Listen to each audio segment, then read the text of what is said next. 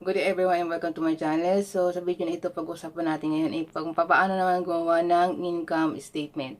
So napakadali lang ng paggawa ng income statement. Ito yung pangalawa nga natin gagawin. Matapos yung trial balance. Okay. So let's go. So ito na yung income statement natin.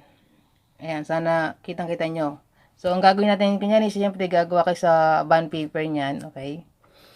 Basta ang una yung, kung ano yung shop nyo, ganun pa rin, shop, ilalagay nyo sa unahan, tapos susunod, ano yung ginagawa natin, income statement. Tapos yung date, sabi ko kung ano yung applicable dito, kunyari, January 1 to December 31, ang date na ginagawa nyo, kung 1 year, di ba? Kung kunyari, for May 1 to 31, 2024, so ganun yung date na ilalagay niyo. O kaya for the month ended, mga ganun. So, kung ano yung applicable, okay, sa gagawin nyo. And then, so, ito yung ating itsura ng ating income statement. Sa kabila yung accounts, tapos may debit tsaka credit siya.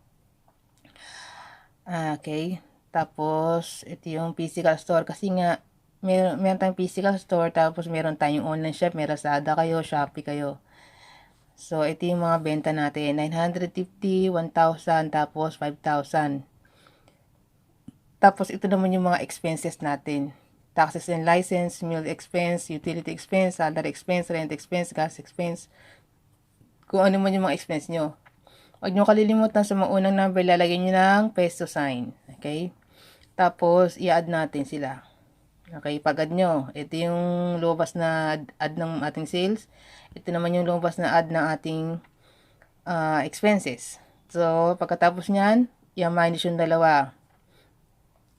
Tapos, kung saan yung mas malaki, doon siya pupunta yung net ng ating expenses at saka ating sales. So, lalagyan yung double rule, tapos peso sign. So, itinisagot.